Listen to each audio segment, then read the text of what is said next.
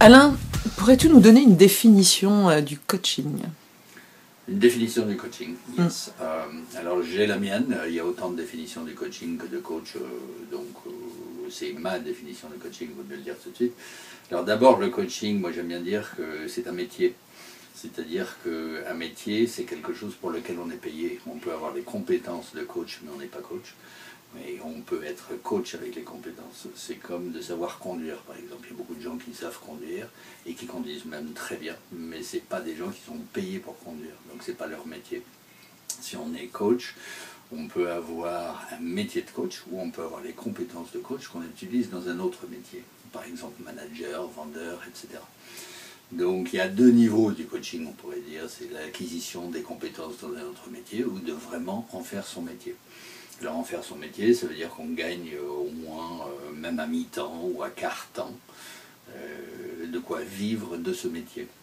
Il y a beaucoup de gens qui disent qu'ils sont coachs, mais en fait, ils ne sont pas payés pour l'être, et c'est pas pareil. Alors c'est un métier d'accompagnement, ça c'est un mot souvent utilisé, et ce qui est intéressant dans le mot accompagnement, c'est que c'est compagnon.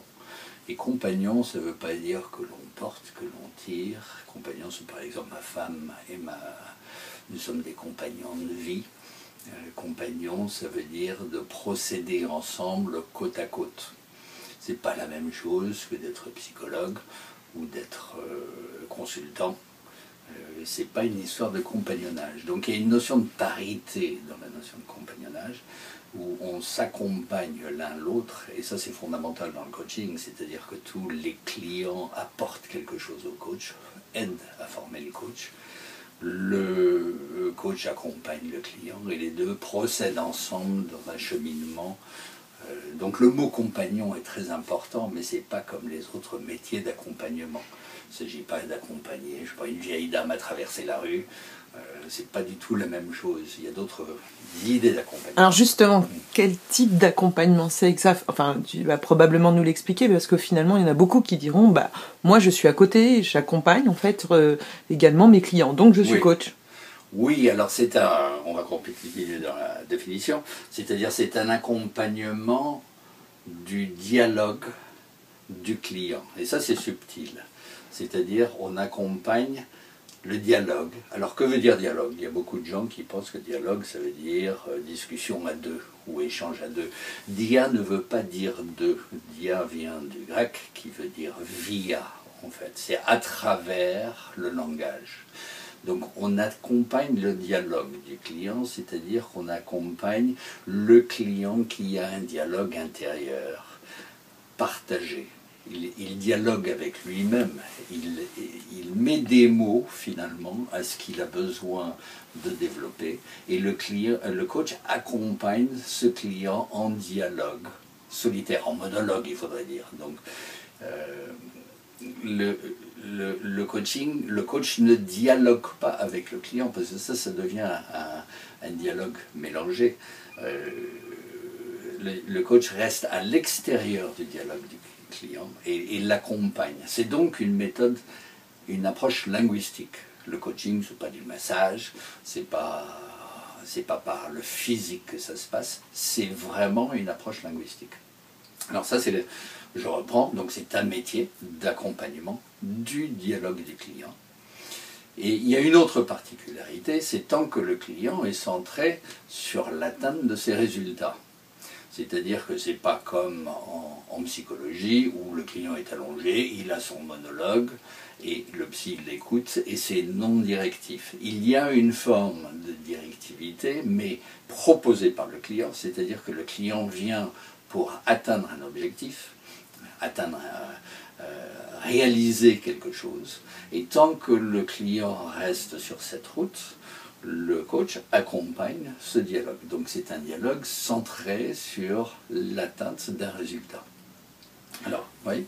Oui, bah alors justement, parce qu'il y a plusieurs méthodes justement dans ce fameux dialogue. Je sais qu'il y a des coachs qui adorent justement provoquer. On a même vu à la télévision des coachs un peu sensationnels qui justement provoquaient dans l'émotion, voire on avait l'impression que pour eux, le coaching c'était frotter un peu avec la mort, quoi, quelque part, et qui jouait justement là-dessus. Alors, quel type de dialogue, justement?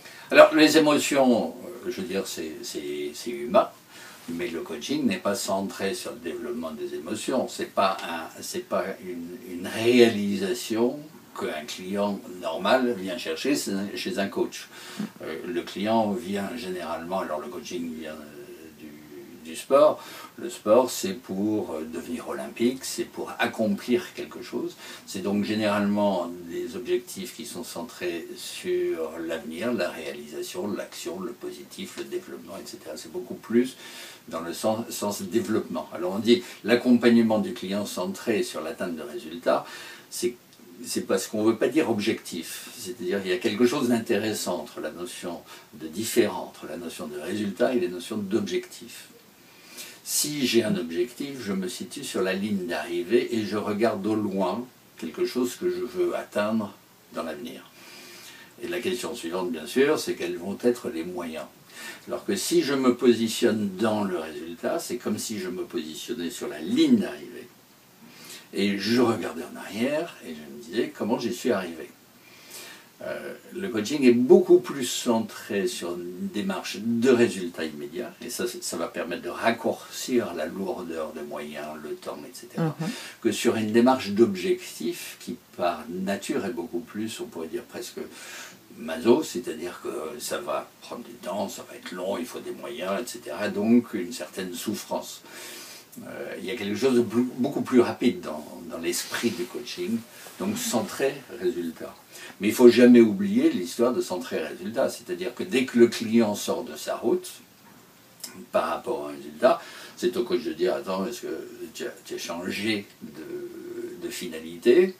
Ou est-ce que tu t'égares d'une certaine façon ?» Il ne va pas le dire comme ça, mais il va aider le client à rester sur sa route, centré sur le résultat, annoncé en début de coaching. C'est cet accord centré résultat, en fait, qui définit le coaching. Alors des résultats qui sont des résultats psy, c'est-à-dire je veux, ou analytiques, dans le sens presque consultant, je veux comprendre, etc., c'est pas vraiment un résultat de coach. C'est pas un objectif de coaching. C'est comme si un joueur de tennis disait je veux comprendre pourquoi j'ai un mauvais revers. Ça ne sert pas à grand chose. Le coach va dire c'est plus intéressant de se centrer tout de suite sur comment tu vas développer un bon, pour gagner des jeux. D'accord. Alors je reprends. Donc c'est un métier qu'on va pratiquer sur un quart, voire mi-temps au moins, donc avec des compétences d'accompagnement. Alors c'est un métier d'accompagnement, effectivement, voilà, pour reformuler, du dialogue du client, en restant à l'extérieur, mais en voyant comment le client avance, centré sur l'atteinte de ses résultats. De ses résultats. Donc c'est ça en fait la définition. Ma définition, enfin la tienne. Elle est courte et je l'aime bien, c'est pour ça que je la donne. Très bien, merci beaucoup.